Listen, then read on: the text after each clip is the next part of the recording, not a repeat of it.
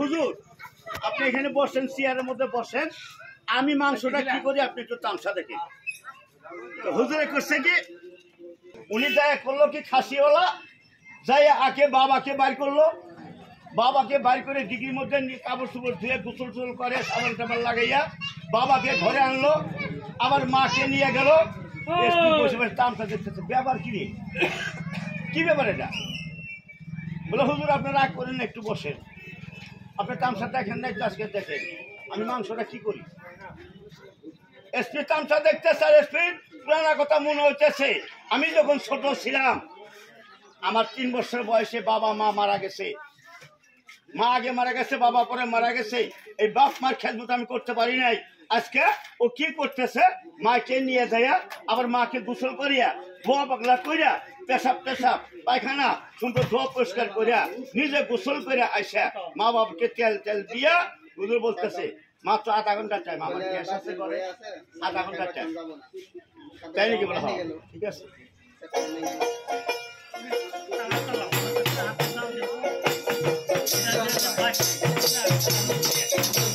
আধা ঘন্টার ভিতরে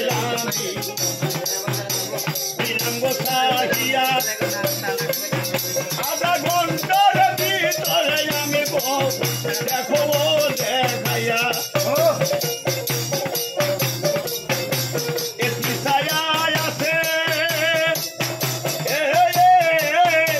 মনে মনে ওই অন্তর ধইরাছে রে, তার কপালে তার লেখাছে রে।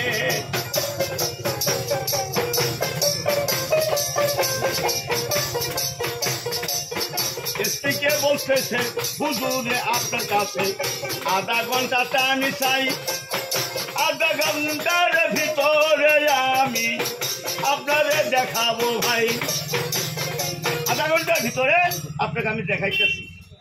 আধা ঘন্টার ভিতরে ইনশাল্লাহ পাক শাক করে রেডি করে নিয়ে আসা ওই এসপির সামনে ওই বাপ মারে নিজে হাতে মাহাইতেছে, নিজে হাতে তুলে তুলে মুখে দিতেছে।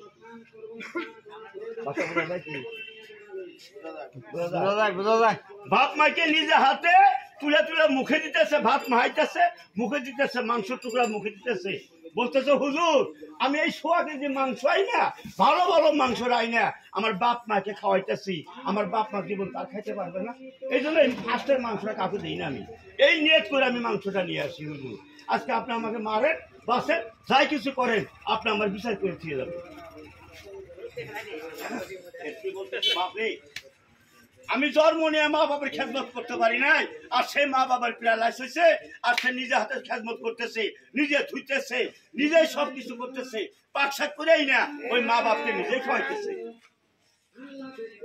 এইটা দেখে ওনার 2 চোখের পানিতে বুকটা ভাসে যেতেছে, 2 চোখের পানিতে বুকটা ভাসে যেতেছে। তাই বলতেছে এসপি বলতেছে এই বাবা কসাই তুমি আমার কাছে আসো।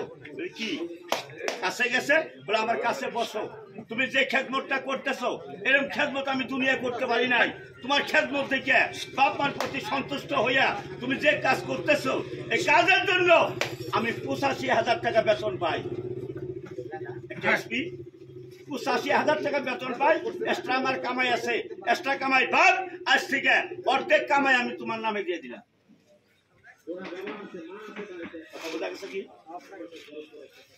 এই অর্ধেক কামাই তুমি যে কর্মটা করতেছো আমি করতে পারি নাই বলে এই অর্ধেক কর্মটা অর্ধেক চাকরির পয়সাটা আমি তোমাকে দেবো, 25,000 টাকা তুমি করতে মাসে মাসে পাইবা, তোমার কষাই গিয়ে আসতে বলবো।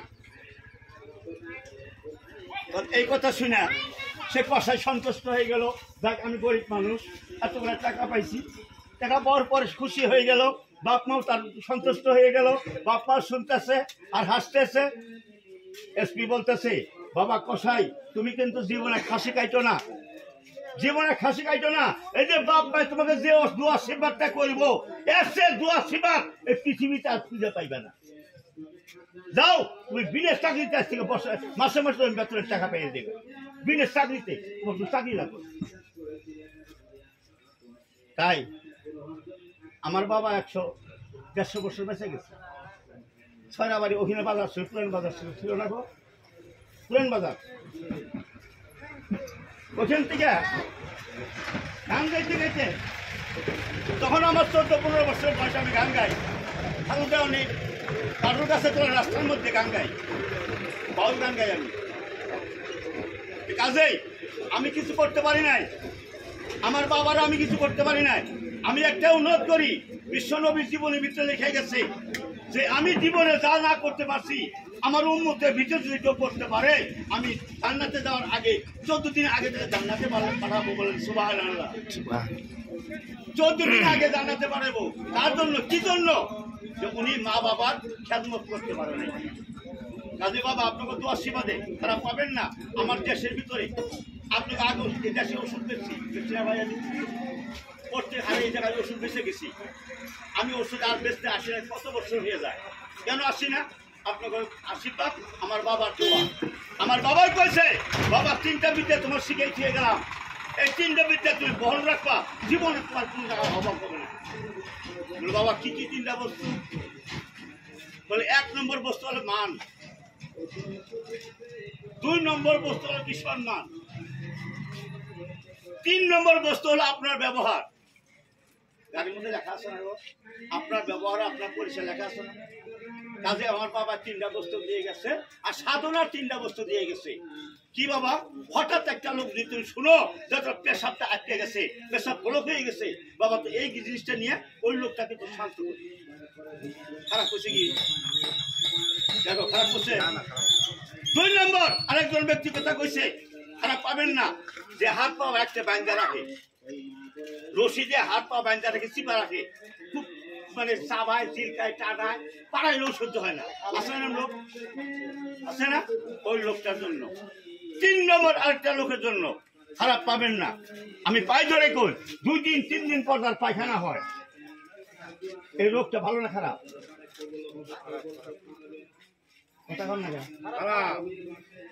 আমি একটা বইয়ে পড়ছি, বইয়ের মধ্যে পড়ছি, সকাল বিকাল যার পায়খানা ক্লিয়ার হয় তার পিছনে জব রাজা কেটিয়া না যায়। মস্ত বড় দিদি আপনাকে দোয়ার বরকতে আপনাকে পাট ধুলি। আজ পর্যন্ত বহু জায়গায় ঘুরি আমি, আজমির 5 বার হেঁটে গেছি, দিল্লি থেকে আজমির পর্যন্ত 13 দিন হেঁটে গেছি, কিন্তু পাকা ফল কেউ পায়নি।